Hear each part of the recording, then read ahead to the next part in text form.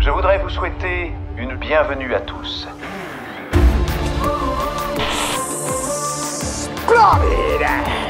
C'est le rendez-vous des glandules là ou quoi? 2,1 gigawatts. Vous aimez le cinéma? Une seule émission comptera pour vous, le Late Show. Et c'est maintenant. Bonjour, bonsoir, bienvenue dans le Late Show, votre rendez-vous 100% pop culture de l'internet français. Bonsoir les glandus. Bonsoir. Aujourd'hui nous retrouvons Jérôme. Bonsoir Jérôme. Bonsoir Dim. Qui venait de boire de l'eau, je suis désolé. Nous retrouvons Lucas. Bonsoir Lucas. Bonsoir. Nous retrouvons Gary. Bonsoir Gary. Bonsoir. Et nous retrouvons Ekichi. Bonsoir Ekichi. Bonsoir. Et je voulais vous présenter quelqu'un d'autre que vous avez déjà entendu parler dans la trilogie de la fantasy. Bonjour Mistake. Guten Tag. Alors Mistake, c'est tout simplement l'intelligence artificielle de l'émission. Et oui, on a du budget à Chemical Production. Elle sera là pour nous corriger si l'on fait des erreurs pendant nos débats. Pas vrai Mistake ? Exactement. Pour une fois que vous ne racontez pas n'importe quoi. Super, on peut commencer au sommaire de cette émission qui est un peu plus classique que nos précédentes émissions. Mais ça fait toujours bien de revenir aux bases, les amis. Nous allons faire en première partie donc un late post qui va revenir sur la récente vidéo de James Gunn qui parle du futur de DC Comics et de Warner Bros. Ensuite, en deuxième partie, nous allons nous attaquer donc à notre premier box-office de la soirée. Nous allons parler de Not at the Cabin. Ensuite, nous parlerons de Babylone de Damien Chazelle dans un deuxième box-office. Et on terminera l'émission avec l'Izakaya de Ekichi. Et aujourd'hui, c'est un thème mystère, les amis. Est-ce que tu peux nous en dire un petit peu plus, Ekichi ? Comme à chaque fois, j'essaye de trouver un thème plus ou moins lointain ou proche en rapport avec les films dont on va parler. Ok, d'accord. Donc, ça reste flou, les amis. On en saura plus en fin d'émission. Eh ben, on attaque tout de suite avec le Late Post. C'est parti.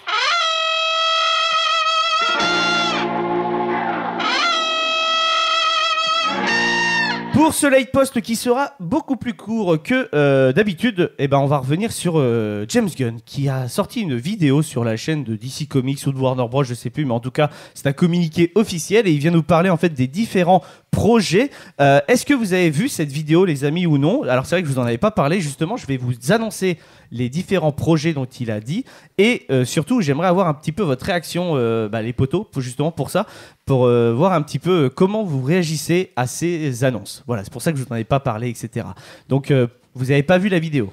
Pas la vidéo, mais j'ai vu quelques trucs. Quelques infos par-ci par-là. Ok, donc il y a eu quand même quelques infos, etc. Alors, le gros du gros dans cette annonce, c'est qu'il a annoncé que le DC Comics, le DC Comics Extended Universe, donc le DCEU, en fait, maintenant, va être interconnecté sur tous les médias que Warner Bros. Va faire. C'est-à-dire les films, les séries télé, les jeux vidéo, les séries animées, les films d'animation. Bref, tout ça, ça sera connecté et ça sera les mêmes acteurs qui interpréteront, par exemple, ça sera un seul et même Batman qui interprétera Batman, etc. Voilà.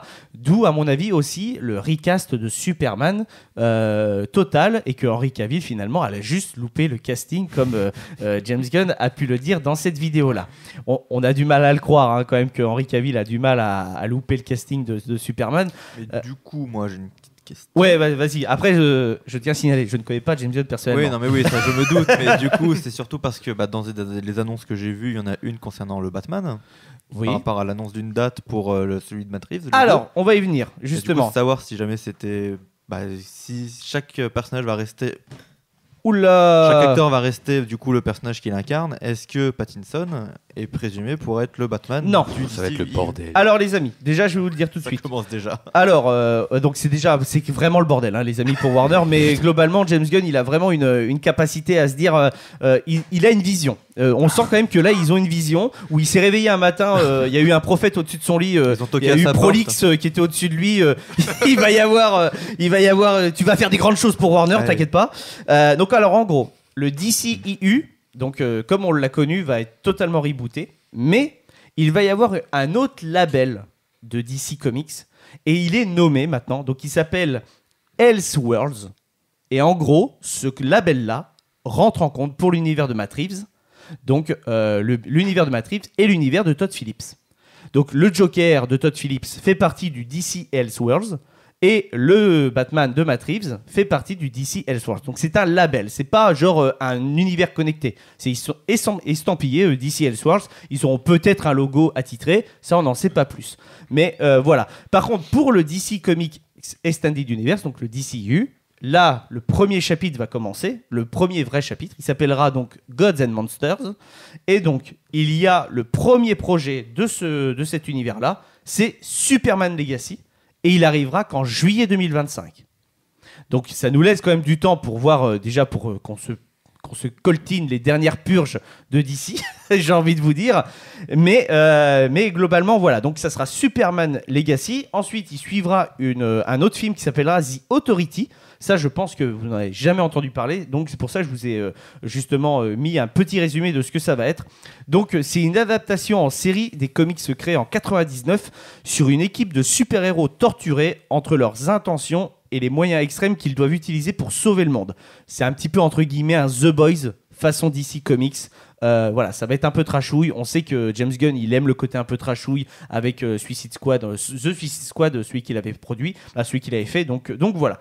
Ensuite, il y aura Batman The Brave and the Bold. Donc première aventure du Batman dans le nouveau DC Comics avec un nouvel interprète de Batman. Et là, entre guillemets, c'est assez plutôt surprenant parce qu'au niveau de la chronologie, il attaque très très loin dans la chronologie de Batman, puisque Brave and the Bold, ça sera une histoire qui raconte Batman et son fils, Damian Wayne, qui devient Robin. Donc là, il a déjà son gamin, donc on est sur les dernières heures en fait du Batman, voilà quoi. Donc ça, c'est quand même assez intéressant à voir à l'écran. Ensuite, ça sera un film Supergirl qui sera qui s'appellera Woman of Tomorrow. Là, on a une petite surprise, une petite pépite. On a un film sur l'univers de Swamp Thing. Swamp Thing, si vous connaissez, c'est la créature du marais de chez DC Comics. Et entre guillemets, il va y avoir donc un film d'horreur qui va raconter les histoires macabres en fait qui se passent dans le marais. Et donc ça, je pense que ça peut être très intéressant. Si vous voulez vous plonger dans l'univers, il y a déjà une mini-série qui existe, qui avait été produite par CW ou un truc comme ça. Non, c'est la même boîte qui produit Titan aussi. Voilà, Titan qui est disponible sur Netflix. Voilà. Donc ça, c'est pour les films qui ont été annoncés. Je vous donne pas les dates, hein, vous pourrez les retrouver sur Internet, les amis. Déjà, dans les films, est-ce qu'il y en a un qui vous chauffe ou non Ekichi. Déjà, Supergirl, ça n'avait pas été annulé, ce truc-là? Non, c'était Batgirl. Alors justement, il en a parlé. Il en a parlé de Batgirl dans cette vidéo-là. J'en ai pas dit, mais, j'en ai pas parlé parce que voilà. Mais en fait, Batgirl de base, et il était prévu pour ne jamais sortir au cinéma. Et vu que DC Comics a changé, Warner et DC ont changé leur hiérarchie, le bureau entre guillemets qui s'occupe de ça, ils ont décidé, l'ancien bureau, de ne pas sortir Batgirl parce que ça coûterait trop de frais à le sortir au cinéma, avec la promotion, avec tout ça qui engendre, etc. Parce qu'il faut savoir qu'un blockbuster, tu as autant de budget pour la prod que limite pour le film. Hein. C'est très compliqué à rembourser un film, alors que de base, il était prévu pour être sur HBO Max, Batgirl.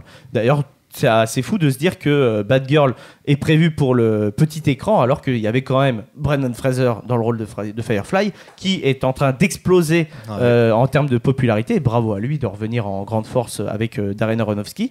Donc voilà. Et toi, Lucas, qu'est-ce que tu en penses un petit peu de ces différents projets pour les films que James Gunn il a annoncé? J'ai envie de dire, faut attendre de voir, d'avoir vraiment du concret au niveau de visuel et trucs comme ça, quoi, parce que là où Marvel ils ont la force de quand ils annoncent des choses, il y a quand même des visuels déjà de titres ou de choses comme ça.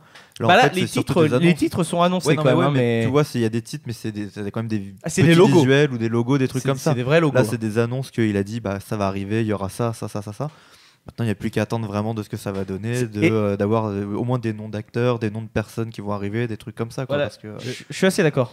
Dans ce reboot, du coup, il n'y aura pas Henry Cavill non plus. Non, Henry Cavill a loupé le casting de ce reboot. Mais du coup, là, il va refaire Superman, pourquoi?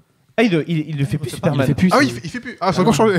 Ça a encore changé. En fait, en gros, le fait que Superman devait revenir après Black Adam, donc c'était Dwayne Johnson qui avait forcé la porte à balle pour que ça se fasse, et apparemment ça n'a pas plu à la nouvelle direction, donc ils ont décidé en fait de faire un recast, et là ils ont décidé de ne pas choisir Henry Cavill, mais apparemment il a passé le casting d'après ce que James Gunn a dit. Et du coup là, ce qu'il va sortir Shazam, Flash, ça sert à rien. Flash a été dit, c'est officiel, c'est le film qui va rebooter. Donc c'est Ouais, un Flashpoint. Ils vont se servir de ça pour éviter. Voilà. Mais comme tu dis, on va se taper les dernières, Ah bah là- la dernière purge, comme tu dis, la purge de totalement. l'ancienne version de DC, Là, je vous le dis. qui sera totalement oubliée après. Je tiens même à dire que j'ai peur pour le Aquaman 2. Alors que Aquaman, il est réalisé par James Wan, et James Wan, on sait, c'est le cœur, c'est le sang, en termes de réal, de films d'horreur, et même dans Aquaman, il était assez Le bro. inventif. Hein, Le bro. le bro, voilà, exactement. Mais j'ai peur pour Aquaman 2, j'ai peur pour Blue Beetle, on n'en parle même pas, mais sans déconner, économisez de l'argent, faites pas ce film, quoi. Mais il est fait apparemment, mais j'en reviens pas, on a zéro visuel, on a rien du tout, ça sort en août. Les gars, on en est là quand même. Bref, pas trop compris le truc. Et voilà, mais oui, on va se taper les purges. Et par contre, Flash, ça arrive au mois de juin, si tu te posais la question. Voilà. Au niveau des séries télé, donc il y a eu des annonces, bien entendu. Il y a Creature Commando qui est arrivé. Donc là, je connais pas du tout. Ça a l'air d'être un Suicide Squad en mode voilà, mais en série animée. Il y aura Buster Gold. Ça. J'avoue, ça m'intrigue un petit peu parce que c'est l'histoire d'un super-héros dans le futur, et en fait ce gars-là, il a atteint en fait du syndrome de l'imposteur. En fait, pour lui, il mérite pas sa place de super-héros. Donc je pense que ça peut être intéressant de voir ça à l'écran. Il y aura une série sur Waller, donc qui sera toujours interprétée par Viola Davis. Par contre, là, il l'a annoncé. Normal, il a déjà travaillé avec elle. Je pense, c'est aussi pour ça. Et il y aura une série. Alors là, Gary, écoute bien le synopsis que lui, il a vendu. Ça s'appellera Paradise Lost. Là, c'est une série préquelle de Wonder Woman. Donc, ça se passera. J'ai vu passer l'info. Ouais. Dans l'esprit de Game of Thrones. Ah, d'accord. Parce que ça se passe sur l'île de. Exactement. Alors, j'ai plus le nom. Non, c'est. Themyscira. Themyscira, non. Voilà, l'île des Amazones en tout cas. Themyscira. Voilà, et ce serait. À la Game of Thrones like. D'accord. C'est-à-dire. Écoute, politique peut-être. J'en sais pas plus, mais à mon avis, donc avec en huis clos, ouais. peut-être un peu sanglant, écrit un petit peu très verbeux, avec beaucoup de politique, etc. Bref, à la Game of Thrones like. Ça sera toujours tout ce que je vous dis, ça sera sur HBO Max. Donc voilà, on aura la patte HBO quand même derrière. On voit bien que là, en tout cas pour The Last of Us, ça commence à dire que HBO, c'est une marque de qualité quand même. Et il y aura une série sur les Green Lanterns qui s'appellera Lanterns. Et cette série sera dans l'esprit, alors là, choqué, de True Detective, qui est aussi une autre série de HBO. Et donc, série très ancrée dans la réalité. Et donc, on va suivre tout simplement les aventures de Hal Jordan et de John Stewart, donc, qui se servent de leur pouvoir sur Terre pour être des super policiers. Voilà. C'est un petit peu le truc, le truc qu'ils ont annoncé. Qu'est-ce que ça vous fait, ces annonces, les amis, sur DC Comics ? Est-ce que vous y croyez déjà ? Ekichi ? Alors, à défaut d'y croire, je me demande si, quand ça va arriver, 2025, on a dit à peu près, c'est à peu près la date à laquelle Marvel sera sur la fin de son Donc, est-ce que après voilà, on sait Marvel, ça va pas s'arrêter, on sait pas dans quelques années où ils en seront, mais je me demande si les gens, après que Marvel tout ça sera fini, ils vont pas se dire ouais, ça s'essouffle les super-héros. Alors, faut vraiment que ça se renouvelle. Voilà, qui est une nouvelle manière de bol, et puis les gens vont se dire c'est toujours la même chose. Faut vraiment qu'ils renouvellent le truc, qu'ils fassent du DC pour le coup, parce que voilà, Justice League, premier du nom, a vraiment encore une fois été critiqué parce que c'était trop Marvel. Donc si ça se démarque, pourquoi pas, mais je me demande si en étirant tout, voilà, d'ici 2025, on se sera tapé la phase 5 de Marvel et tout, est-ce que les gens vont pas se dire ah c'est bon, maintenant en plus faut se taper les séries aussi, donc ils sont en train de faire dans le même procédé, mais à voir, comme disait Lucas. Et les jeux vidéo, hein. Là il n'y a pas eu de jeux vidéo d'avancée. Mais ça c'est un bordel. Comment tu veux rendre canon tous les Arkham et tout avec le niveau. En fait, à moins qu'à terme tu veux faire un multivers. Non, mais en gros, mais les jeux vidéo qui sont créés là avant, ça rentre pas en compte. Ah d'accord. Mais les futurs jeux vidéo que Warner va produire, ça sera dans le même univers que de. Alors, si c'est juste des références, etc., que si t'as pas joué, ok. Mais par contre, si vraiment ça devient important et que ça devient des histoires complémentaires, c'est chaud. Ouais, là, c'est vraiment chaud. Qu'est-ce que t'en penses, toi, Gary, de ce nouvel univers de DC Comics ? Moi, j'aurais préféré le Snack Snyder's Universe. Oui, on est d'accord. Du coup, là, je m'attends à rien, tu vois. Oui, d'accord. GG, toi, t'es assez hermétique déjà à l'univers des super-héros. Alors, c'est pour ça que je te pose la question. Est-ce que là, c'est pas du too much ? Ah non, mais j'en ai marre. Arrêtez. Laissez Bruce Wayne tranquille, quoi. Non, il y en a marre. En plus, là, un reboot. Je sais pas, trouver autre chose pour faire du pognon, les gars. Soyez un peu créatifs, mais faites autre chose. Et puis alors, cette idée de ah oui, bah alors ça, ce sera du Elseworld. C'est bizarre. On dirait que James Gunn, il a bossé avec Catherine Kennedy. Oh bah ça, ce sera de l'univers légende. Mais je crois, certes, il était dans l'écurie Marvel et Disney, etc. Mais il a pas bossé avec Catherine Kennedy, je pense pas. C'est la même maison. Par contre, c'est vrai il était aux grandes oreilles, quoi. C'est vrai que quand entre guillemets tu prends du recul, t'es en train de te dire quand même que James Gunn il utilise la stratégie Disney à donf. Et par contre, je tiens à signaler, moi je vais vous dire mon avis sur ça. Le DCEU, je vous le dis, j'y crois pas. J'y crois pas, c'est trop complexe à mettre en place. Le cross-média, ça fait des années qu'on teste. Marvel, ils sont entre guillemets les pionniers et les premiers à avoir fait un univers connecté au cinéma. C'est pas facile à réaliser. Quand ils essayent de faire de la série télé, on s'en rend compte, c'est très compliqué d'avoir de la qualité parce que quand tu es en série télé, tu n'as pas du tout les mêmes modes de production.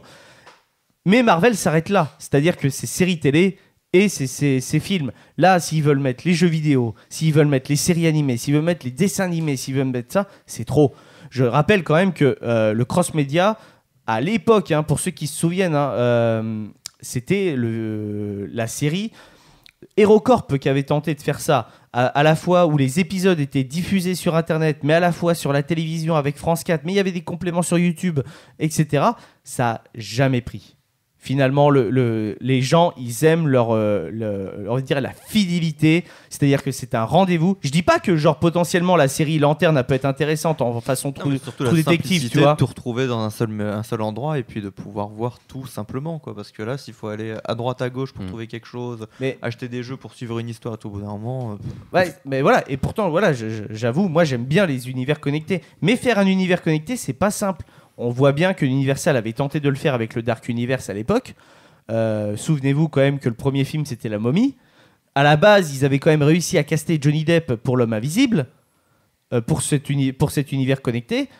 Les gars, franchement, c'est pas simple de faire un univers connecté. Là, James Gunn, il arrive et il met des étoiles à tout le monde.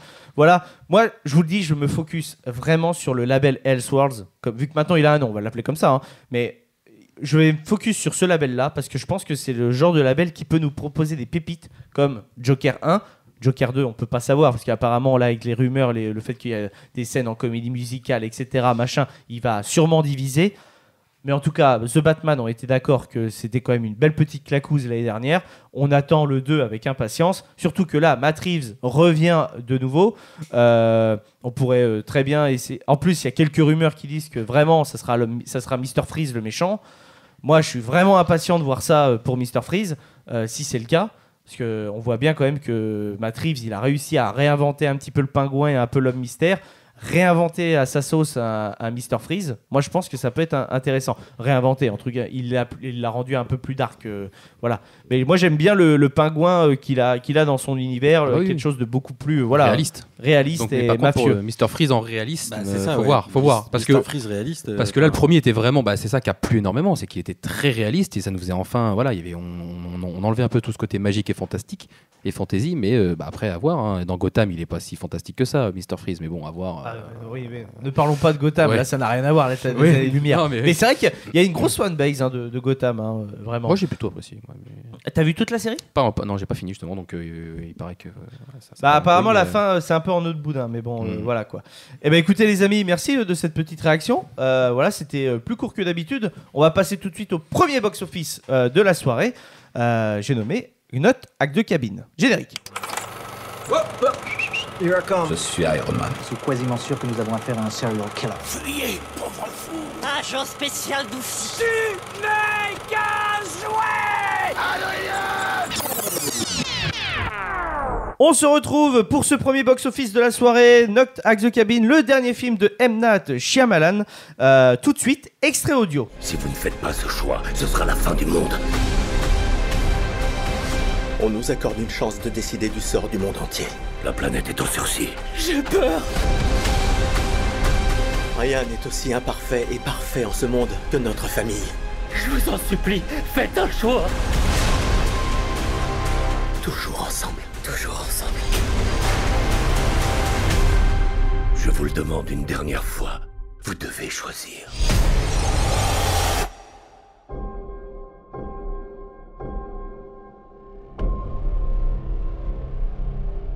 Alors, Knock at the Cabin ou Toquer dans la cabane, si c'est vraiment le titre québécois. C'est vrai, ah non, je vais vérifier. Ah, vérifie donc, mon ami. Ou sinon, Mistake, c'est quoi le titre québécois? Knock at the Cabin, la cabane isolée. Alors, donc c'est le dernier film de M. Night Shyamalan. Et merci, c'est que pour les humains. On retrouve Dave Bautista qu'on a déjà vu dans Les Gardiens de la Galaxie. Il y a Jonathan Groff que vous avez vu dans Glee ou Mindhunter. Pour ceux qui aiment un peu l'univers de David Fincher. On retrouve Rupert Grint, notre bon vieux Ron Weasley. Ron Weasley. Voilà. C'est Ron Weasley, les amis. Et il y a donc aussi Ben Aldridge, Abby Quinn et Nikki Amuka Bird. Alors c'est assez simple, le casting il est plutôt réduit, donc c'est pour ça que je me suis permis de citer tous les acteurs. Quelqu'un veut faire le synopsis? Et je vous corrigerai bien entendu si vous ne savez pas, je vais pas te demander Gary, t'inquiète pas. Ah si, je peux essayer. Oh, comme tu veux. Mais... Oh là alors, mais sur ton comique, je peux le faire. Ah bah vas-y, alors sur le ton comique, après je donnerai le vrai synopsis. Ok, non. Bon, imaginez, vous voulez prendre des vacances dans une cabane au milieu de la forêt, en couple avec votre gosse. Et là, un jour, il y a Bautista et Ron Weasley qui arrivent chez vous pour vous dire il faut qu'il y en ait qui tue l'autre, sinon c'est l'apocalypse, c'est la merde. Bon, bah voilà. C'est plutôt bien rassuré. Ouais, c'est pas trop mal. Alors c'est bien résumé. C'est comme ça que la bande-annonce est vendue. Exactement. Mais moi je vais vous donner quand même le petit synopsis. Je peux expliquer aussi si tu veux. Je vais donner le synopsis de l'halluciné. Voilà. Tandis qu'ils passent leurs vacances dans un chalet en pleine nature, une jeune fille et ses parents sont pris en otage par 4 étrangers armés qui leur imposent de faire un choix impossible. S'ils refusent, l'apocalypse est inéluctable. Quasiment coupés du monde, les parents de la jeune fille doivent assumer leur décision avant qu'il ne soit trop tard. Ils écrivent bien Allociné quand même. Hein. Ça leur arrive. Tsartek. Alors, les amis, donc on va commencer par Rikichi. Voilà. Donne-nous ton avis un petit peu sur ce petit film. Est-ce que déjà de base tu aimes le réalisateur, donc M. Night Shyamalan? Moi je suis pas comme vous, je ne connais absolument pas les réals, je sais pas ce qu'il avait fait avant, etc. Alors, donc j'ai vraiment vu ce film. Je vais te citer des films, on va dire, qui sont très connus du grand public que le réalisateur il a fait. Il a fait Sixième Sens par exemple, parce que tu l'as vu.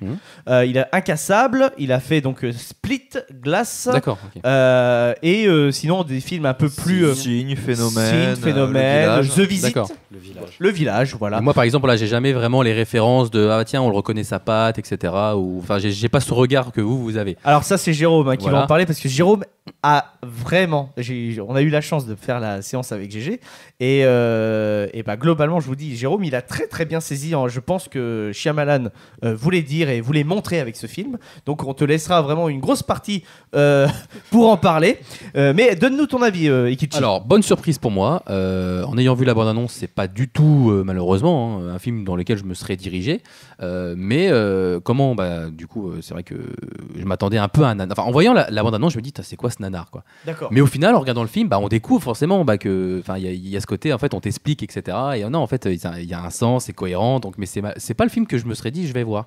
Et donc merci à vous à chaque fois de me proposer les films et d'avoir des bonnes surprises comme ça. Donc très bon film, belle perf de Bautista je trouve. Franchement ça fait du bien et plaisir de voir il sait jouer autre chose que le gros débile mental. C'est ça. Donc j'ai vu ça fait quelques films qu'il fait j'ai cru voir qu'il avait dit dans une interview ou dans un article ou je sais pas quoi qu'il ne voulait pas devenir comme Dwayne Johnson, qu'il voulait vraiment plus se diriger vers de l'acting, et ça se voit, et je pense qu'on est vraiment sur quelqu'un qui va prouver encore des choses plus tard, peut-être même qu'il aura peut-être un prix, parce que franchement belle perf. Donc voilà, ça fait du bien. Et sinon non, très bon film, pareil. Le côté couple homosexuel, mais qui n'est absolument jamais forcé, je trouve ça bien. Ça passe. En fait, c'est un couple homosexuel, on n'en parle pas. À un moment, ils font une allusion. On n'en parle pas parce que c'est juste normal. Ouais, mais voilà, mais c'est ça qui est bien, c'est de mettre en place ça, enfin, mais de ne pas bourrer même l'un des deux qui s'est fait tabasser. Il s'est pas fait du tout tabasser pour homophobie, en fait, quand il était dans le bar, dans le flashback. Tabasser parce que le mec il est juste trop con. Ouais, c'est ça. Donc en fait, ça fait du bien de mettre ça en mode normal. Et non, il y a pas ça choque personne, et on bourre pas le truc en mode woke. Alors c'est pas pour homophobie, mais quelque part c'est quand même suggéré Oui. En gros, on est en train de faire des plans d'avenir et on en parle ouvertement dans un bistrot et tu me regardes mal parce que ça a l'air de te gêner. Oui, mais parce qu'il dit de fermer sa gueule. Oui, mais d'accord, évidemment, il réagit mal parce que voilà. Oui, mais c'est pas au forceps, tu vois. Ouais, mais c'est pas au forceps, mais tu vois, c'est à cause de ça quand même que y a la rixe dans le bar. En l'occurrence, c'est parce que du coup, ils sont ouvertement qui ils sont. Oui. Dans un endroit public et avec du monde, et il y en a un que ça dérange, et bon et du coup il y a friction quoi. Après oui, comme tu dis, c'est pas obligé, c'est pas ah t'as vu, ils se sont embrassés dans le fond du truc. C'est là, ça, voilà, c'est là et c'est assumé. Voilà. Ouais, voilà, exactement. Bah, c'est juste la normalité. Bah, c'est ça. Par contre, je tiens à signaler que tu vois finalement quand même que tu arrives à voir, parce que tu nous dis souvent que voilà, tu as du mal à voir les choses dans les films, etc.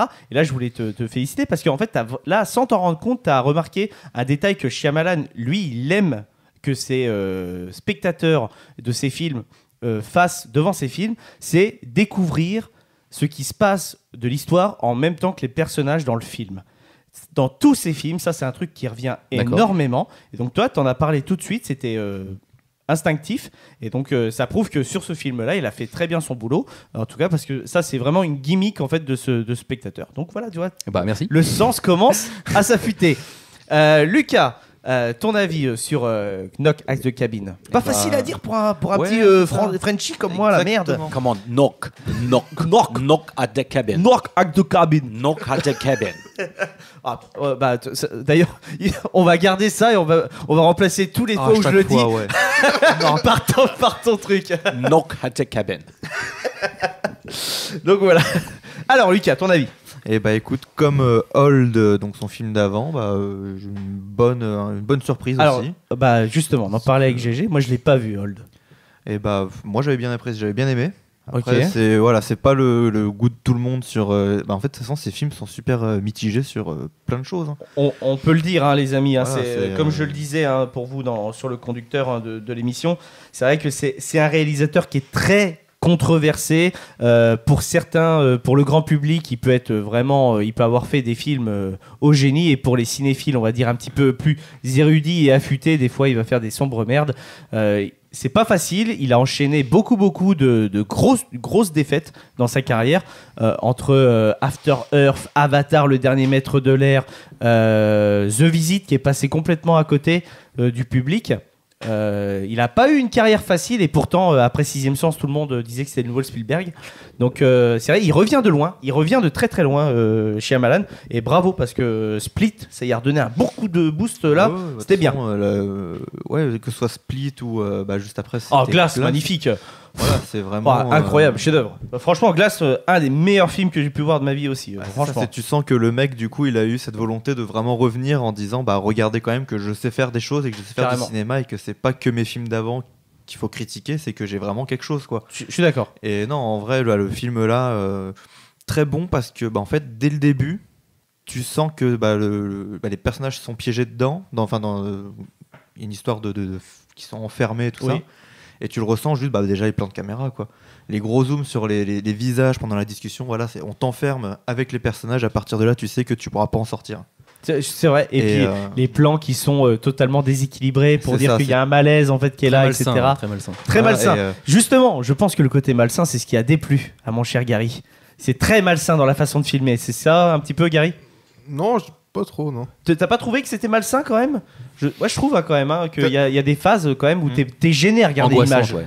Nous, quand on l'a vu, je suis allé avec ma copine, et en fait, en ressortant, le premier truc qu'on s'est dit, c'est qu'en fait déjà, le côté malsain, tu le sens au début, c'est quand Léonard, du coup le personnage de Batista, il arrive dans la forêt vers la gamine et qui commence à lui parler un peu, et tu te dis putain, mais en fait l'histoire ça va presque virer sur une histoire de pédophilie ou je sais pas quoi. Carrément, ouais. Parce que la façon dont il parle, mais après quand tu vois au fur et à mesure qu'en fait c'est parce qu'il est prof et il est pédagogue et tout ça, tu te dis ok, en fait il y a ça qui est justifié un peu. Mais en soi, Jérôme a une intervention après. Comment ça, justement le tout début dans la forêt, etc., avec Batista qui arrive, ça fait écho de ouf aux séquences dans Split où tu en apprends plus sur le passé du personnage d'Anya Taylor-Joy.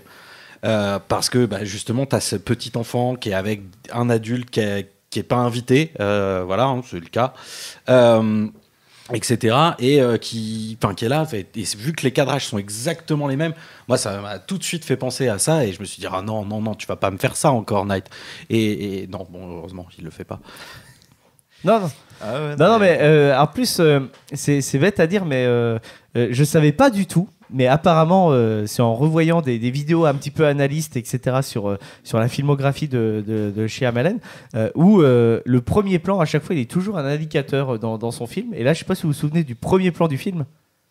C'est une sauterelle. Ouais.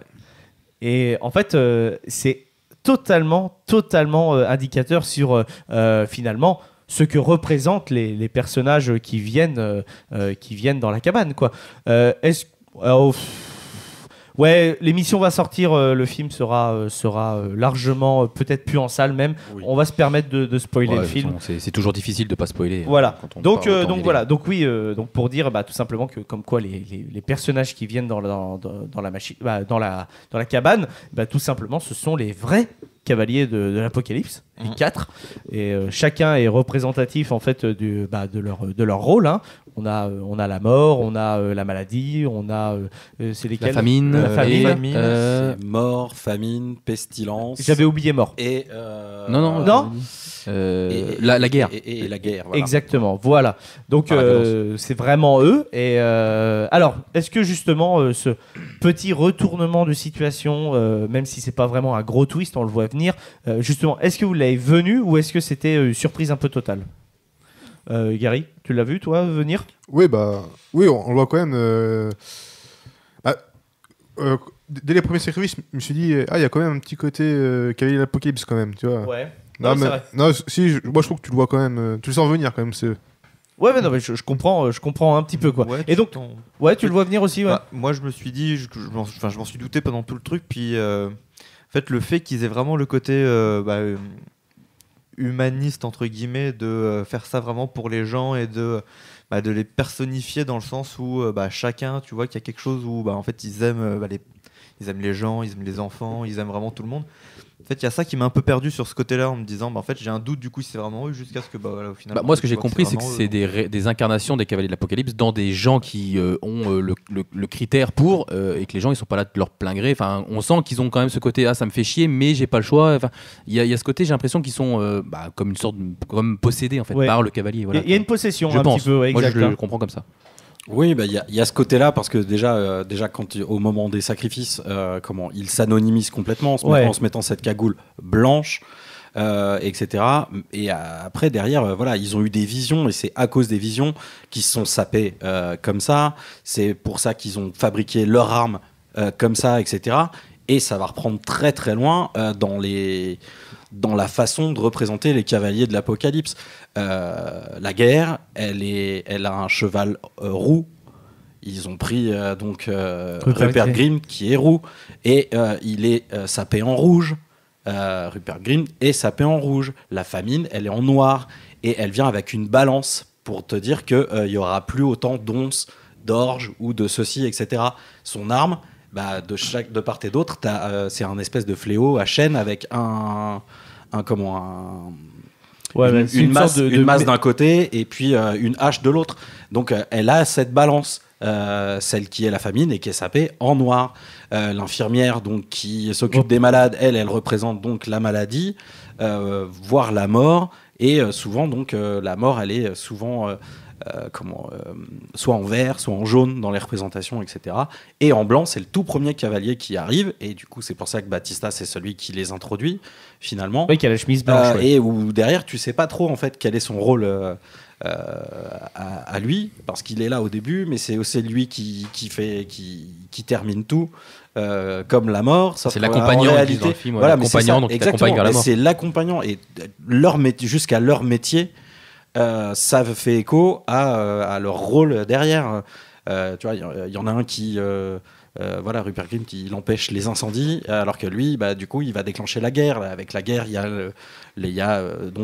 souvent, on foutait le feu à tous les villages, etc. Le premier fléau, par contre, du film, c'est les tsunamis. Oui, par contre, alors, c'est pas connecté. Alors, les fléaux qui déclenchent, finalement, ça a plus rapport un peu avec les plaies d'Égypte. Ouais. C'est pour ça qu'on ouvre avec une sauterelle, parce que les sauterelles, c'est une des 10 plaies d'Égypte, etc. Donc il y a le tsunami, c'est ça, c'est la masse de sauterelles qui arrive. Non, mais il y a la masse d'eau, tout simplement, et puis ça fait écho aussi au déluge. Ah oui, d'accord, dans ce sens-là. Voilà, en sachant que le déluge, finalement, est-ce que c'est pas plutôt la pluie qui vient tout éteindre à la fin, parce que du coup, les péchés de l'humanité sont lavés, maintenant qu'ils ont tous été jugés, mais que le sacrifice nécessaire a été fait. Et puis vous disiez donc, je continue sur les cavaliers de l'Apocalypse, parce qu'il y a aussi une histoire des directions qu'ils prennent à l'est, à l'ouest, au nord, etc. Chaque cavalier va dans une direction, comme dans le livre des Révélations.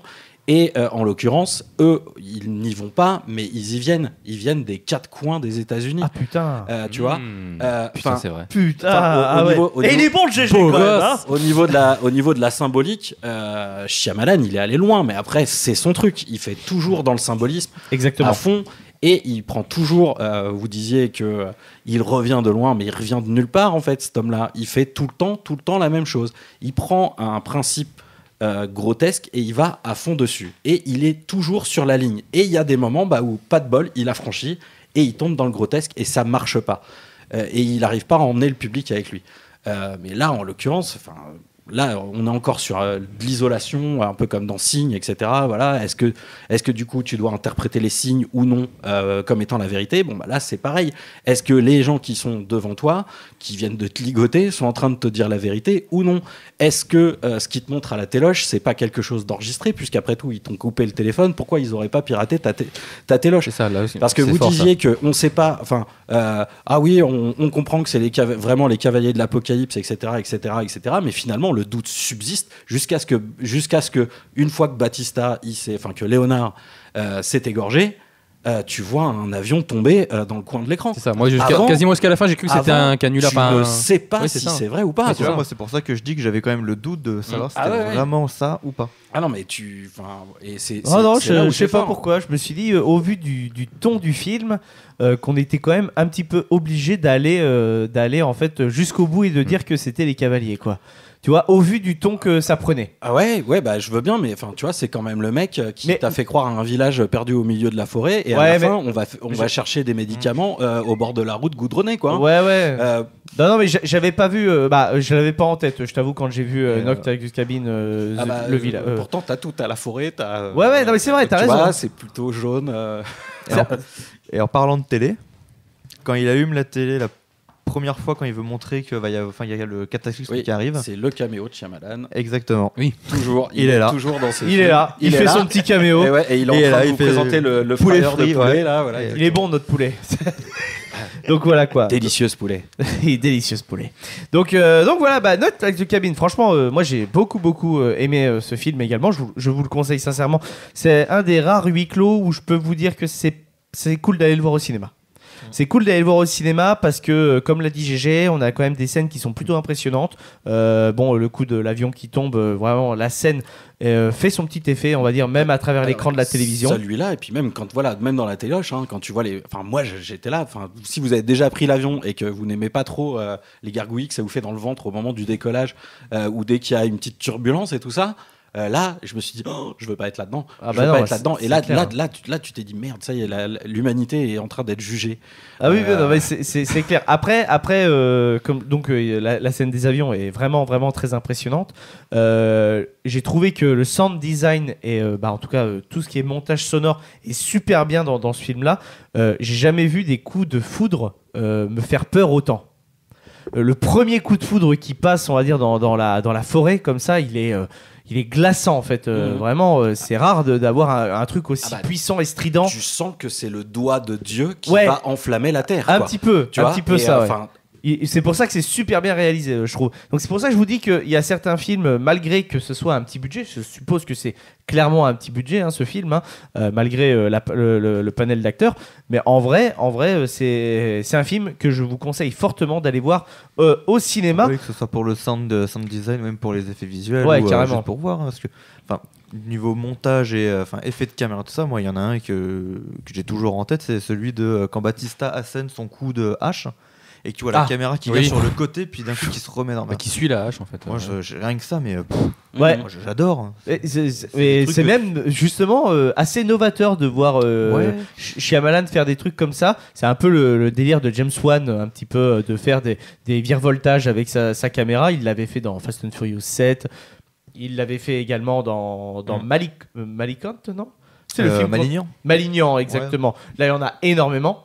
Des mouvements de caméra un peu farfelus, même si celui-là, par contre, je ne vous le conseille pas d'aller le voir au cinéma. C'est quand même très particulier. Voilà. Mais globalement, voilà. Et toi, alors, Gary, après, on passera un peu plus à l'analyse de GG si t'en as d'autres à faire, GG, sur le film. Mais qu'est-ce qui t'a déplu? Parce que bon, on vous donne un avis qui est plutôt positif. Là, moi, j'aimerais bien un peu savoir qu'est-ce qui a pas plu à Gary. Est-ce que c'est purement le scénario et tu t'es dit, bon, je suis hermétique à ça?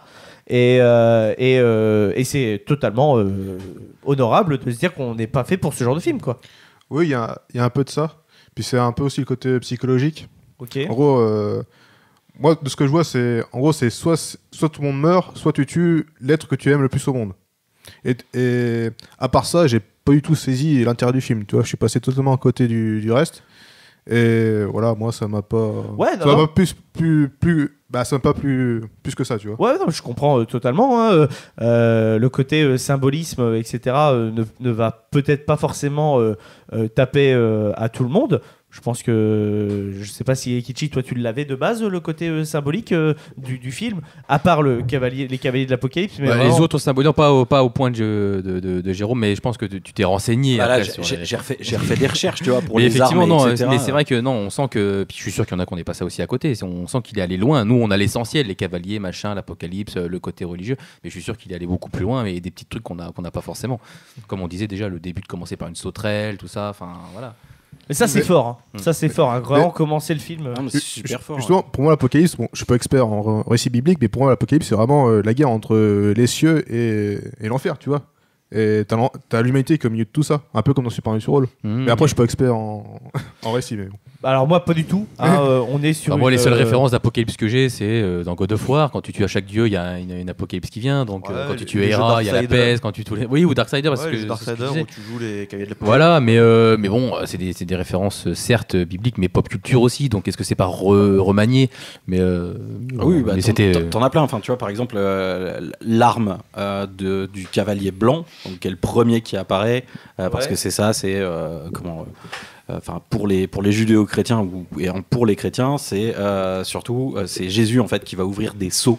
Alors des seaux de quoi, je saurais pas te dire, mais à chaque seau donc t'as un cavalier qui déboule en fait, etc. Mais alors la question, alors c'est pareil, ils sont pas d'accord sur les traductions. Est-ce que c'est vraiment un cavalier ou est-ce qu'à chaque fois c'est Jésus qui a une nouvelle fonction en fonction de la couleur du cavalier, etc.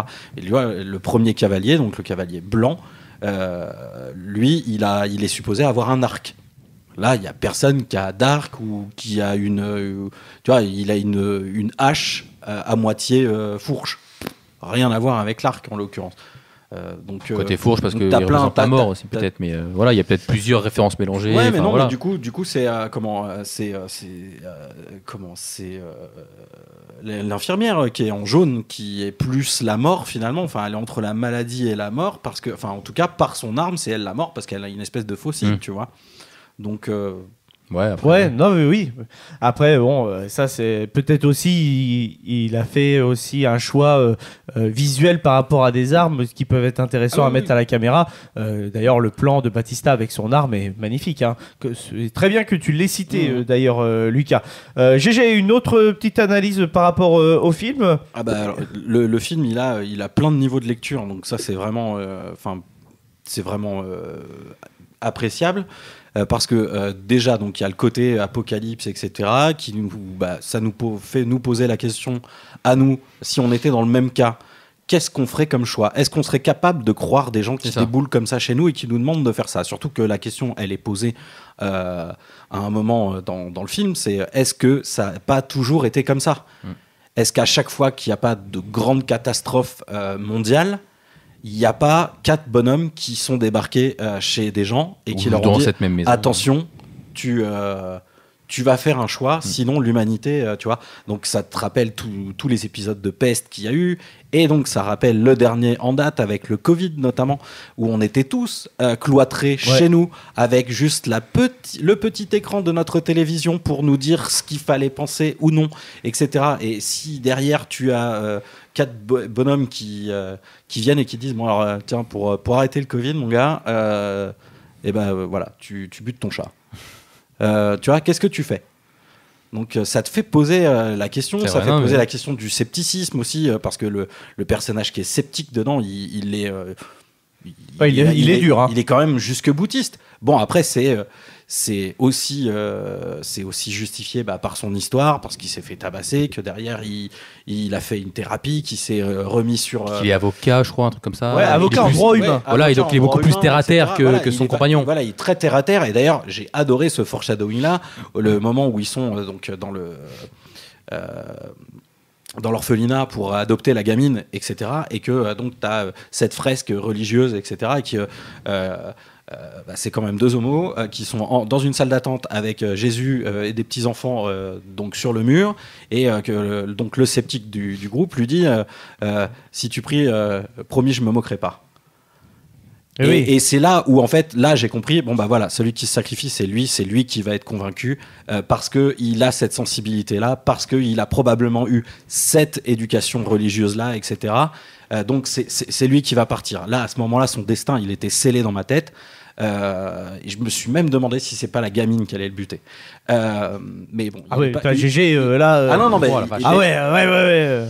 GG, quand avant d'aller voir le film, il a pris les chocs à pic avec du piment.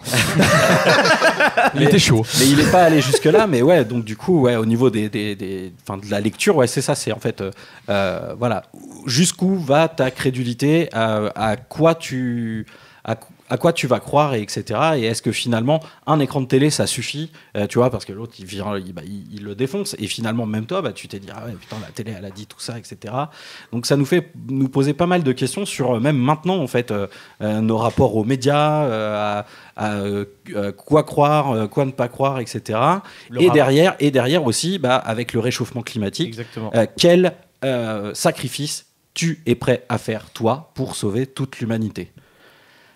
Enfin, voilà, c'est un millefeuille de niveau de lecture, ce film. C'est vraiment fou. Shyamalan, d'habitude, t'en as plein, mais c'est la première fois que je trouve qu'il y en a autant, quoi. Ouais, et c'est bien maîtrisé à chaque fois. Ouais. C'est pas fait dans l'outrance, c'est bien expliqué, c'est bien ancré dans la réalité actuelle. Franchement, c'est un très très très bon film. Je trouve que là 2023 commence très bien. C'est vrai. Cette année. Voilà, on arrive après. Sauf pour la France, peut-être. Astérix. Voilà, on n'en parlera pas. Justement. Bon écoutez les amis, merci beaucoup pour votre avis sur. Donc Haunted Cabin. Et puis on passe tout de suite au deuxième box-office de la soirée, qui va parler de Babylone. Je suis Iron Man. Je suis quasiment sûr que nous avons affaire à un serial killer. Fuyez, pauvre fou! Agent spécial d'Oufsi. Tu n'es qu'un jouet! Babylone, réalisé par Damien Chazelle. On est parti, extrait audio. C'est l'endroit le plus magique du monde.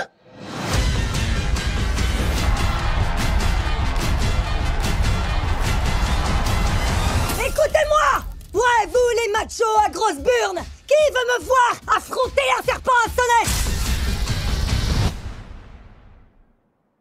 Putain, ouais! Donc Babylone de Damien Chazelle, c'est avec Brad Pitt. Donc Brad Pitt, on le présente pas, mais dernièrement on l'avait trouvé dans Bullet Train, que Eikichi avait beaucoup apprécié. Film de l'année pour moi. Oui, de l'année 2022. Ah oui, c'est le type qui fait un caméo dans Friends de temps en temps, c'est ça? Aussi, ouais, exactement, voilà. On retrouve Margot Robbie, donc voilà, ils disent Margot aux États-Unis, donc je me suis dit, Dim, pète-la toi un peu, dis Margot. Donc qu'on a vu dans le Loup de Wall Street, et prochainement elle sera dans Barbie. Voilà, avec Ryan Gosling qui joue Ken. Incroyable. Et on retrouve Tobey Maguire aussi. Tobey Maguire et Diego Calva. Voilà, donc Diego Calva qui est le personnage que l'on suit le plus dans le film. Qui veut faire un petit synopsis de Babylone, les amis? Lucas, Tu te sens chaud? Allez. Alors, nous sommes dans les années 20. Oui, Année folle du cinéma, puisque c'est là que le cinéma muet est en pleine effervescence. Exactement. Donc nous y suivons Brad Pitt qui joue un acteur au top de sa forme niveau carrière. On y suit un jeune freluquet. On va dire écuyer. Hein. Qui souhaite...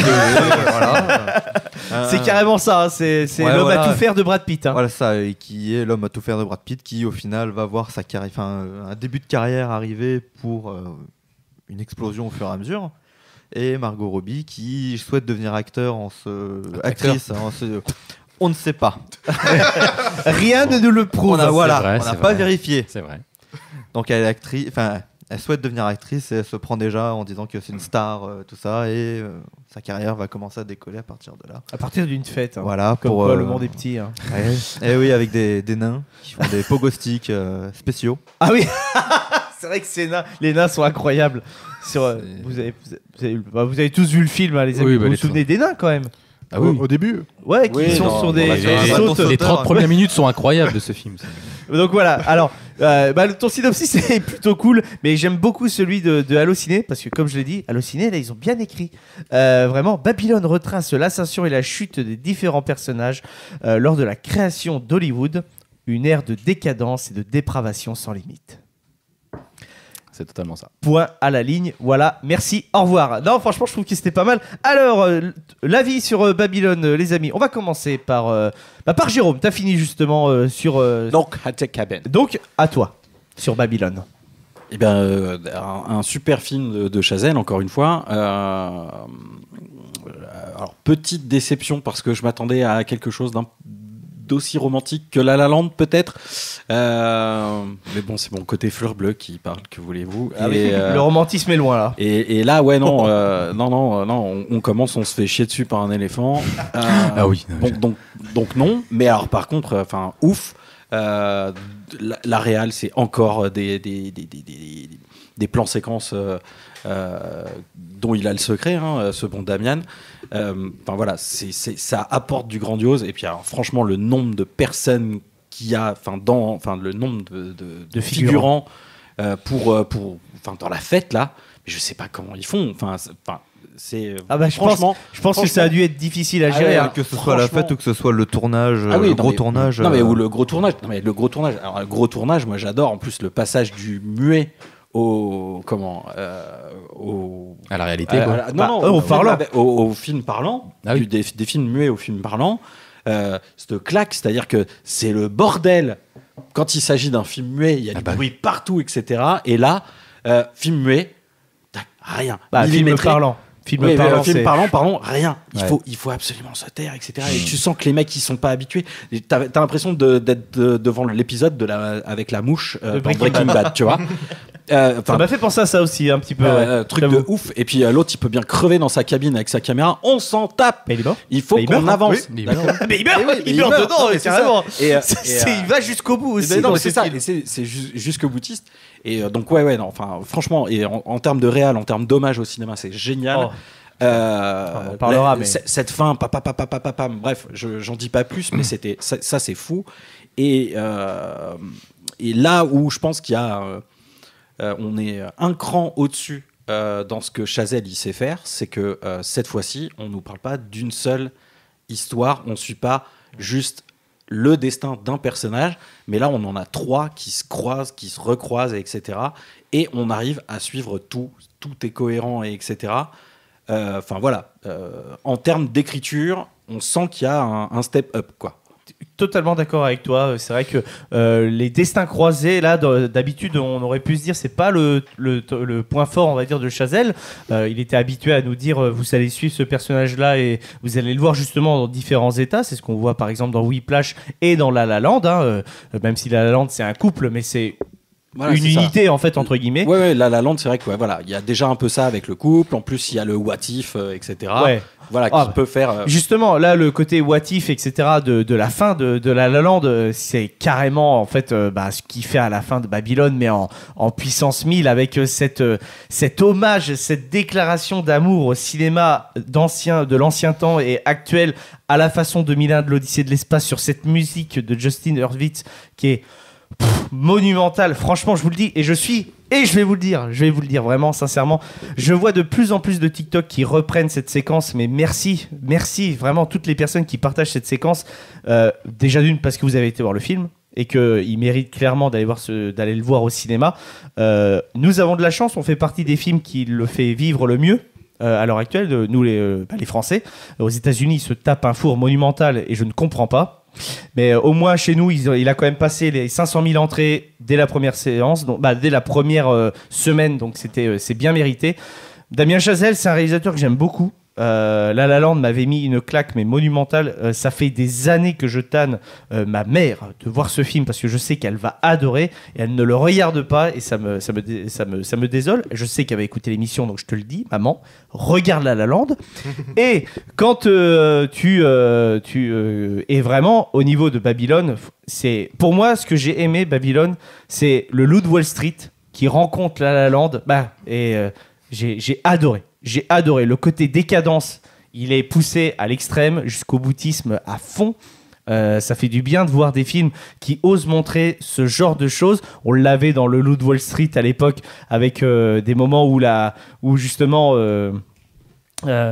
Steve Madden va rentrer en bourse et que là, ça explose dans tout le bureau du bureau de justement de Jordan Belfort. Franchement les gars, je vous le dis, c'est une pépite Babylone, en tout cas pour ma part. Est-ce que j'ai été pas super objectif parce que le cinéma c'est quelque chose qui anime ma vie depuis que j'ai mes 14 ans et que quand on a une déclaration d'amour comme ça à la fin pour cet art, est-ce que finalement on n'est pas pris un petit peu au dépourvu?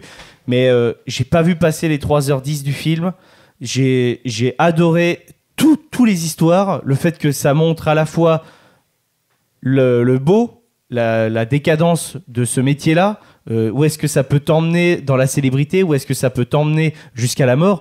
Franchement, j'ai adoré tous les messages. C'est pas un film facile, clairement. Allez pas vous dire vous allez vous taper 3 heures de bonheur, etc. Non, il y a des moments de bonheur, mais il y a vraiment des moments qui sont très durs à regarder. Je pense au destin de Brad Pitt, qui fait peine à voir. Mais par contre, dans le destin de Brad Pitt, moi je retiens qu'une seule chose, parce que c'est exactement, en fait, entre guillemets, ce que je pense maintenant du fait que la vidéo a été est beaucoup plus facile d'accès, etc. Mais dites-vous bien qu'à chaque fois que vous faites une vidéo, en fait, finalement, vous rentrez dans une forme d'immortalité. Cette vidéo, sur Internet, un jour ou l'autre, quelqu'un pourra tomber dessus. Quelqu'un pourra globalement entendre notre voix potentiellement d'ici 50 ans si Internet existe encore. Mais les gens qui ont participé à ces films-là, des films des années 20 qui sont passés du muet au parlant et qui ont été mis de côté de A à Z, finalement ils sont aussi immortels, même si la transition n'a pas pu se faire, tout comme The Artist le montre aussi. Voilà, c'est franchement un beau message. Le message de la journaliste à la fin qu'elle dit à Brad Pitt, c'est une masterclass. Bref, magnifique. Babylone, moi, c'est un gros oui. Ekichi, quel est ton avis un petit peu sur Babylone? Que dire après vous deux? Vous avez tout dit en fait. Vous avez tout dit. Magnifique hommage sur toute l'évolution du cinéma, sur l'évolution des personnalités, enfin sur tout en fait. Non mais vous avez tout dit et voilà des plans séquences magnifiques, notamment celui de Margot Robbie au début lors de la danse, alors qu'en plus ça fait une vraie prouesse aussi de danse physique. Ouais. Donc non, il y a des. Mon seul petit point faible, c'est de pas d'avoir Tobey Maguire sur l'affiche. Et alors qu'on le voit, pour moi, très très peu en fait, finalement. Mais il est quand même marquant. Ah oui, non mais oui. Mais je m'attendais à ce que ce soit un personnage quand même récurrent quand voilà, il est dans la bande-annonce, il est sur l'affiche. De par ses pitchs. Hein. Oui, c'est vrai. Mais sinon, non, pareil. Le pitch du nain qui a 40 ans. Un enfant de. Un enfant. On voit un enfant qui est doué en tout. Et au final, retournement de situation, c'est un nain quinquagénaire. Ah oui. Tu dis ça parce que t'as un gun sur la tête, hein. Ouais. Non, mais il fait peur. Ah, il fait peur de Il fou. fait trop peur là avec ses dents dégueulasses. Avec ses rires. Mais oui, non mais voilà. Enfin, il fait méga peur. Et tu te dis merde. En plus, le mec est puissant. Il a de la thune. Enfin, venez, on va voir mon acteur. Vous l'avez vu en VO? Non, VF pour ma part. Parce que moi j'ai en VO et en VO aussi, c'est vraiment le rire très gênant. Et en plus, il est maigre, Tommy Maguire, je trouve, dans le film. Bah, ils l'ont amaigri, hein. Ils l'ont amaigri. Ah ouais, mais il a le teint cireux, il a des. C'est dégueulasse. Ah Quand là là. il se poudre là. Oui. Tu sais à quoi ça m'a fait penser? C'est totalement, à mon avis, la gueule qu'avaient les aristocrates au moment de la Renaissance. Oui, voilà, c'est ça. Totalement. Vraiment, les mecs qui se poudrent alors qu'ils sont dégueulasses en dessous, ils rajoutent du parfum, ils sont pas lavés depuis 6 mois. Tu sens que ça, c'est totalement le stéréotype de mec qui a énormément de thunes et qui s'en bat les couilles. Et la vie, c'est quoi? C'est de la drogue, mon pote.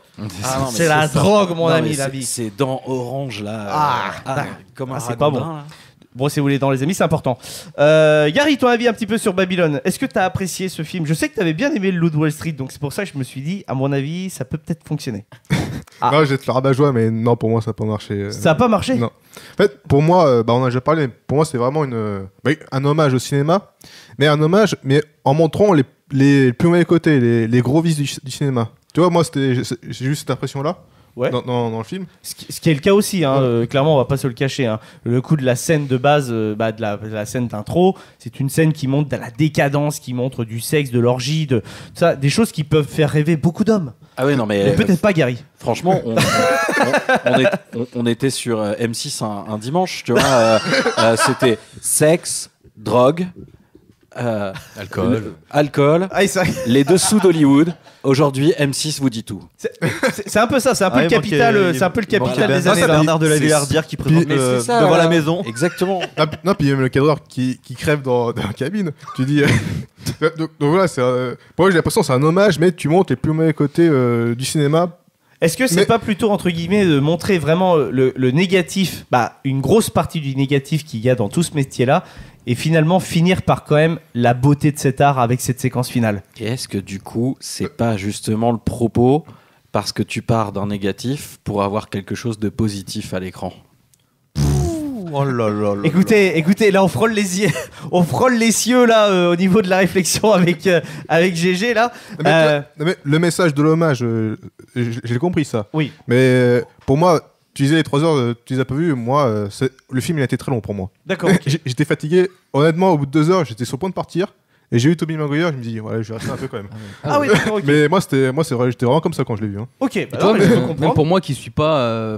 Passionné comme vous de cinéma, qui suis cinéphile mais plutôt cinéphile on va dire standard, j'ai quand même beaucoup apprécié cet hommage, voir ce côté de se dire en fait c'était comme ça se trouve réellement dans la vraie vie. Je pense que c'est même pas exagéré, c'était ce côté réaliste en fait qui m'a plu, qui m'a dit putain en fait si c'était comme ça c'était chaud, et je pense réellement que c'était comme ça en fait, et moi ça m'a plu en fait vraiment, ça m'a fait découvrir une nouvelle manière de voir le cinéma, comment il était dans les années 20-30. Non mais après 20-30 jusqu'à les années 50 quand même, parce qu'on va quand même du très très loin. On part du muet noir et blanc à début de la couleur jusqu'au parlant, avec les premiers micros, donc la fameuse scène du fameux cadreur qui décède. Pitoyablement, hein, on va pas se le cacher. Après, je peux comprendre ton avis. J'avais quand même un petit espoir que ça te plaise au vu du Loup de Wall Street, mais c'est vrai que le Loup de Wall Street est un milieu où globalement on le sait, hein, les mecs qui sont à Wall Street, ils sucent pas que des glaçons, et puis à mon avis. S'ils ont un peu de poudre blanche, c'est pas du sucre. Mais bon, voilà, on va pas se le cacher. Après, à Hollywood, je pense qu'on n'est pas loin de la réalité. Et je pense même qu'ils se sont un peu bridés. Moi, j'aime bien, dans la subtilité que Babylone il a amené, c'est le fait que quand on est dans le cinéma parlant, c'est les acteurs qui font déplacer les gens. Et dès qu'on arrive au cinéma couleur un peu cinéma muet, voilà, c'est les acteurs qui font déplacer les gens. Quand on arrive au cinéma couleur parlant, là, il y a le producteur qui rentre en compte. Et vous vous souvenez un petit peu de cette scène où justement Margot Robbie va vomir. Scène incroyable. D'ailleurs, j'ai pensé à toi, effectivement. Parce que et métophobe, exactement. J'étais pas bien. Je vous l'avoue, pour la scène. Là, on voit tout, les grumeaux et tout. Ah ouais, on voit tout. J'étais vraiment pas bien pour cette scène-là. Mais bon, Je me suis sacrifié pour la scène, mais non, en vrai, les amis, cette scène-là, moi, ce qui m'a choqué, c'est que c'est totalement la vision que l'on peut se faire des producteurs hollywoodiens. Des mecs qui n'ont rien à foutre de ce qu'ils produisent, ils ont juste de la thune, ils se réunissent, ils savent même pas de quoi ils parlent. Et voilà, et on n'arrête pas d'en parler, des producteurs de chez Warner, par exemple, qui font n'importe quoi avec les super-héros, les machins. J'ai l'impression que cette vision-là qu'ils montrent au moment de la fête, ça n'a pas changé. Et ça, je suis, à mon avis, sûr que c'est vrai. Et Damien Chazelle, à mon avis, il a dû...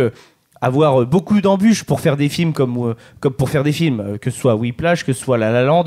Voilà. La La Land, c'est vrai que c'est un peu la déclaration d'amour du cinéma, de la comédie musicale, du cinéma romantique par la comédie musicale. Tu vois, là, on est sur l'hommage du cinéma par quelque chose de beaucoup plus négatif.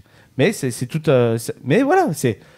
Ouais, on revient à la base, là d'où ça vient, etc., sur les pionniers du cinéma, etc., les changements pionniers, donc les choix cruels qu'il a fallu faire, etc.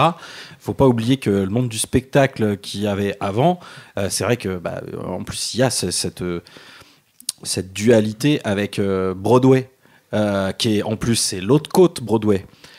Oui, et totalement. Voilà, et oui. on fait pas du spectacle de la même façon sur la côte ouest que sur la côte est, etc.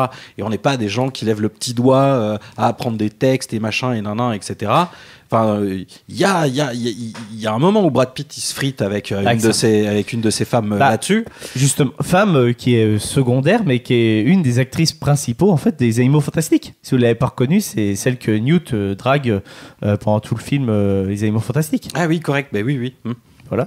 Donc voilà. Mais oui. Il y a ça, tu vois. Beaucoup d'acteurs, etc. venaient du cirque. À cette époque-là, il me semble que Méliès chez nous, il venait du spectacle et du cirque. Donc c'était des saltimbanques et c'est ça aussi qu'essaye de dire. C'est ce qu'il dit Brad Pitt là quand il s'entretient avec la journaliste à la fin et qui lui dit moi quand je suis arrivé à Hollywood, devant les bars il y avait écrit que c'était interdit aux acteurs et aux chiens. J'ai fait changer la règle. Voilà, il a fallu se battre en fait. Alors évidemment, tu fais des trucs crades. Mais après, les trucs crades, ils sont comme ça partout. Alors, je veux dire, c'était il y a 100 ans. Moi, je me suis jamais imaginé que ils en avaient plein le pif et que ça baisait dans tous les coins à ce moment-là, tu vois. Pour moi, j'ai pas cette image-là. Alors que pourquoi pas? Oui, carrément, pourquoi pas. Je veux dire, nous maintenant, on a ça sur nos petits écrans, etc. Mais eux, c'était ça en vrai. T'avais rien d'autre. C'est clair. Je veux dire, donc ouais. Enfin, que ça t'ait choqué, je comprends. Non, ça m'a pas choqué, mais. Enfin, mais oui, déplu. Que ça t'ait déplu, etc. Je comprends, mais finalement, c'est jamais que ce qu'on voit sur TikTok. Ah mais après, je pense pas que Gary ce soit déjà un adepte de TikTok et qu'il apprécie déjà de base le réseau.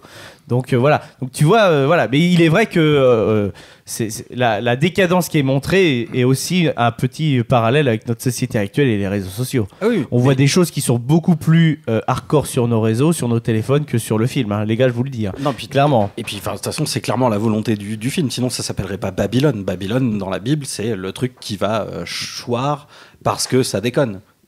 Exactement. Donc, exactement. Lucas, ton avis un petit peu sur Babylone. Est-ce que tu as des choses à rajouter? Bah voilà quoi, allez voir le film, merde. Eh bah voilà, ça sera voilà, tout. Les non, avis. bah voilà, moi le seul. Voilà. Voilà, le film super incroyable. Seul bémol, c'est l'acteur principal, on va dire, qui n'a pas pris une ride après 30 ans à la fin, quoi. Mais bon, c'est le petit côté, c'est 30 ans après, mais il a la même tronche quasiment. C'est ça. Puis, bon, putain, après, voilà. Après, ça arrive de vieillir pas trop mal. Oui, c'est vrai. Donc, la fin du film, mais. La fin du film est incroyable. Non, voilà. Brad Pitt, on est à la preuve de vieillir pas trop mal. Exactement. Tom Cruise aussi. Ouais. Mais bon, pour ceux, il faut déjà apprécier l'acteur, les amis. Je sais qu'autour de la table, il y a des gens qui ne l'apprécient pas. Ah bon? Oui, je crois. Kichi. Moi, je suis pas fan. Kichi, il aime pas trop Tom Cruise. J'aime pas, ouais. Non, je conseille pas. J'ai pratiqué. Non, y allez pas, les amis, y allez pas. Bon, bah écoutez, les amis, merci beaucoup pour cette analyse de Babylone. On va passer à la dernière partie de notre émission. C'est l'Izakaya de Ikichi sur un thème mystère. Tout de suite, générique. Eikichi, je te laisse la parole pour la chronique donc de l'Izakaya de Eikichi. Alors, comme j'essaye parfois de le faire, j'ai trouvé une thématique à peu près en rapport avec les films dont on a parlé. Donc, je vais vous énumérer quelques rapports à la mort et aux superstitions au Japon, bien entendu. J'aurais préféré sexe, drogue et rock'n'roll. Hein. Ah, mais au Japon. En tout cas, thème joyeux. Voilà, voilà. Oui. Joyeux. Écoute, joie. Joie. Comme vous le savez probablement, on a tous entendu au moins une fois qu'il fallait dormir la tête au nord pour une qualité de sommeil a priori optimale. Vous avez tous déjà entendu ça, non? Qu'il faut se mettre au nord, la tête au nord. Non, je savais pas. Non. Jamais. Alors c'est quelque chose de très très connu. Quel coin? Berg, Lille. Ah non, vous avez jamais non, entendu je te jure ça? que non. Le seul truc, on va dire, où j'avais entendu parler d'un truc lié au sommeil, c'est faut éviter de dormir au-dessus d'une fenêtre ou en dessous d'une fenêtre, je sais pas trop. Alors pourquoi. D'accord, ça mais bon, je sais pas. Mais vous avez jamais entendu qu'il fallait dormir la tête au nord, d'accord? Non, mais non. voilà. On a un spectateur qui nous confirme ça. Alors, cette croyance plutôt occidentale viendrait paradoxalement du Feng Shui chinois, qui est un art millénaire ayant pour but d'harmoniser l'énergie environnementale d'un lieu de manière à favoriser le bien-être et la santé. Mais au pays du soleil levant, vous ne devez pas avoir la tête orientée vers le nord pendant votre sommeil si vous ne voulez pas mourir prématurément. Savez-vous pourquoi? Alors, si tu mets ta tête pas au nord... Non, au nord, justement. Au nord, en fait, en Occident, généralement, on nous conseille de mettre la tête au nord pour bien dormir, mais au Japon, c'est très mal... c'est pas conseillé du tout, hein, sinon, voilà. Okay. Mais pourquoi, d'après vous? Par rapport au sens de rotation de la Terre. Ça a rapport avec les films qu'on a vus aujourd'hui? Non, du tout. Non. Sinon, les Cavaliers de l'Apocalypse, ils arrivent sur Vaudou Arma, donc de Justin Hurwitz, donc c'est un peu compliqué, tu vois. Non, alors cette superstition vient directement du bouddhisme, car dans les pratiques funéraires, le défunt repose la tête au nord. Ainsi, faire de même pourrait vous porter malheur, tout simplement. Ok, voilà. Écoute... Mais dormir la tête au nord n'a pas de véritable impact sur la qualité du sommeil. Il s'agit surtout d'une croyance ancienne qui n'est pas partagée par toutes les théories à travers le monde, comme on vient de le voir. La qualité de votre sommeil, de votre matelas et de votre oreiller a donc beaucoup plus d'importance que l'orientation de votre lit. Ouais, mais de toute façon... J'ai eu peur, j'ai cru qu'il allait nous faire une sponsor Emma, là. Mais moi aussi. Ouais, mais de toute façon, selon comment on est tourné, ça change tout. Voilà, c'est ça. Exactement. Mais c'est dingue que vous ayez jamais entendu ça. Alors que moi, depuis tout petit, j'ai toujours entendu ça. Le lit, mets ta tête de lit au nord, machin, tu vas mieux dormir. Par contre, il me semble qu'à l'époque, ils dormaient tous assis. Parce que s'ils s'allongeaient, c'était le diable qui les... Au Japon? Non, ici. Ah, chez nous? Ouais. Peut-être, alors là... notre spectateur confirme aussi. D'accord. Une fois... T'étais là quand t'étais voir la maison de Victor Hugo à Paris. Exact, oui. Et le lit Victor Hugo, tu peux pas t'allonger. Tu t'assois dessus et tu dors assis en fait. Okay, putain, oui, c'est vrai qu'on a fait ça dans notre vie. On a été voir la maison de Victor Hugo. Oui. C'est vrai, putain, exact. Oh.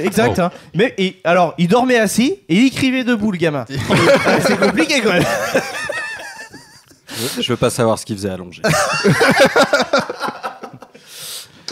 Alors, deuxième point. Au Japon, à table, il est très fortement déconseillé de faire quelque chose. Savez-vous quoi? Bon, il est déconseillé de faire plusieurs choses, mais là, c'est une en particulier.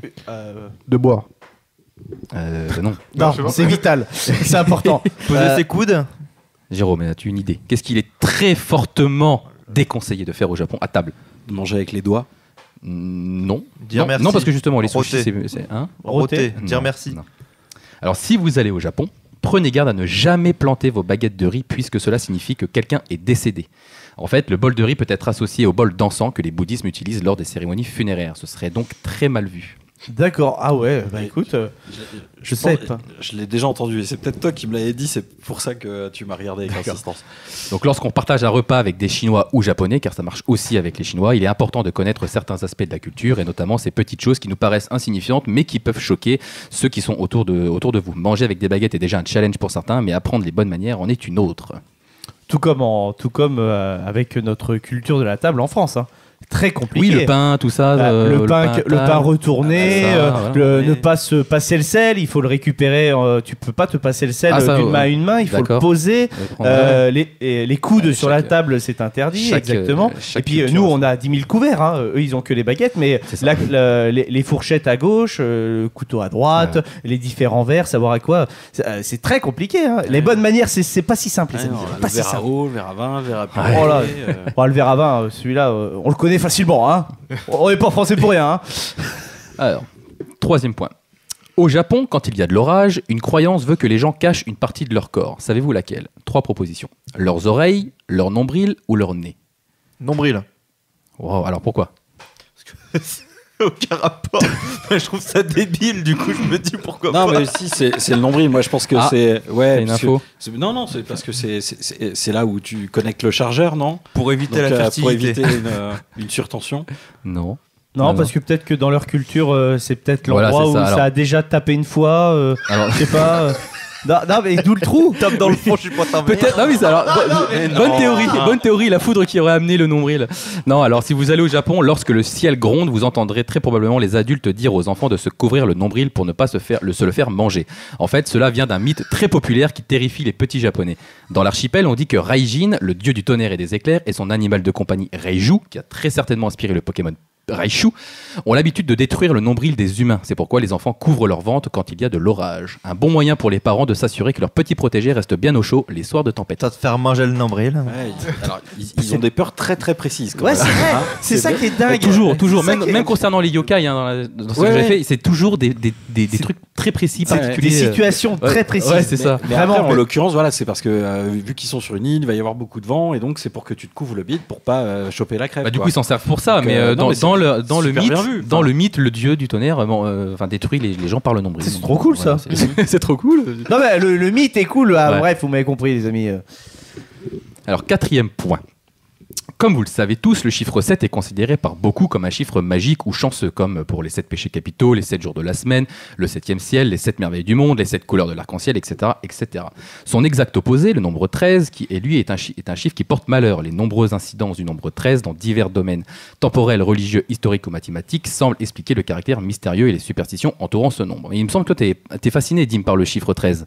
Exactement, je l'ai tatoué même d'ailleurs. Ouais, et pourquoi cette fascination ? Bah justement pour ce que tu évoques, en fait, pour dire que pour certaines personnes c'est vraiment limite un chiffre à éviter à tout prix, etc. C'est un homme à éviter. Ou alors justement pour d'autres personnes c'est un chiffre qui va plutôt amener de la chance et autre chose. Et j'aime cette ambiguïté dans le nombre, en fait. Beaucoup de mystère aussi. Et mystère aussi lié à ça, mais j'aime bien ce nom. Et après je l'ai tatoué aussi lié à la BD aussi, d'accord, simplement. Voilà, c'est au même endroit que le personnage, donc voilà. Mais le chiffre me fascine, en fait, aussi. Mais du coup, dans la culture japonaise, certains chiffres sont aussi à proscrire. Savez-vous lesquels ? Est-ce que c'est des chiffres entre 1 et 10 ? Oui, c'est ça. Ok, d'accord, c'est un chiffre. Leur chiffre porte malheur à eux, on va dire. Le 6 et le 9, peut-être ? Pas le 4. C'est ça, Jérôme a raison, c'est le 4. Pourquoi ? Alors, je sais plus pourquoi, mais je l'ai déjà entendu. Au Japon, on évite le 4. Non, tout simplement parce qu'il se prononce shi, alors S-H-I, tout comme le mot mort en japonais. Mais aussi le 9 qui peut se prononcer ku, donc K-U, comme l'angoisse ou la peur. Mais c'est surtout le chiffre 4 qui porte. Ah, t'as vu, j'ai dit 9. Bon, j'avais dit 6 avant. Mais c'est surtout le chiffre 4. Et d'ailleurs, donc ne soyez pas étonnés si certains chiffres n'apparaissent pas sur les chambres d'hôtel ou les hôpitaux, où il ne se passe jamais rien à certaines dates. Pardon. Mais c'est vrai que le chiffre 4, il y a beaucoup de. Il n'y a pas de 4e étage, ça va être souvent soit du 3 au 5 ou alors 3 bis, et même des fois ça va loin quand il y a beaucoup de chambres, ils mettent jamais le chiffre 4 dans un nombre, donc si on passe de la chambre 123 à 125, le chiffre 4 n'est jamais... Ah ouais. Ouais, bah, les ricains c'est souvent, t'as pas de 13e étage. C'est le 13, les ricains c'est le 13. Ok. Donc voilà. Alors j'aurais pu vous parler de bien d'autres points, mais j'ai choisi de prendre le risque d'en choisir 4, mon côté un peu provoque, en espérant que je ne vais pas m'attirer les foudres du Nord et me faire manier à la baguette. C'est tout pour moi. Ou te faire bouffer le nombril. Oh là là. Bah écoute, merci beaucoup Ekichi pour cette chronique, c'était vraiment sympa. Franchement, j'ai kiffé parce que j'ai découvert plein de trucs liés aux superstitions. Ma préférée, c'est celle liée à la foudre, j'avoue, parce que je trouve que c'est assez malin. Justement d'amener un côté mythologique, etc., pour protéger les enfants, juste de pas potentiellement attraper froid ou autre maladie ou autre chose, et puis de se couvrir aussi, c'est important en jour de tempête. Merci beaucoup. Oui. Ce qui est dingue, c'est que si on additionne les chiffres du 13, ça fait 4. Peut-être aussi. Non, mais c'est... allez, on va... je vous conseille aussi... je vous conseille le film numéro 23 si vous ne l'avez pas vu. Oui, très bon. Voilà, très bon film avec Jim Carrey. Moi, j'ai beaucoup aimé. Alors moi, j'avais pas été convaincu du tout par la prestation de Jim Carrey. Tu deviens parano après ce film. Et en fait, j'ai vite compris que c'était un Où est Charlie, donc du coup, on cherchait les 13 partout. Mais les 23. Oui, les 23 partout. Enfin, pardon. Dès qu'il y avait un truc de chiffres ou même des trucs avec des lettres, on était là à compter en fait. On devait être 4 dans la salle de Cinoche ce jour-là, et du coup on faisait que ça, et du coup on a joué à Où est Charlie pendant tout le film, ce qui fait que du coup Bah franchement moi j'ai beaucoup aimé ce film. Ah oui, masterclass. Le numéro 23. N'hésitez pas. Merci les glandus d'être venus ce soir, d'avoir parlé cinéma, d'actualité. Voilà, c'était super cool. On se retrouve très très vite pour parler encore plus de cinéma sur l'internet français. Je vous dis à très vite. Ciao, bye bye. Au revoir, bisous Mistake. Bisous mes chéris. Et c'est très très heureux parce que les cavaliers de l'Apocalypse, ils arrivent sur Terre avant la chute de Babylone dans le livre des Révélations. Tout est lié. Oui, on a aussi des niveaux de lecture chez nous. Nous, il y a des niveaux de lecture. Bienvenue dans notre millefeuille. C'est ça. Ça sera la phrase de fin. Ok.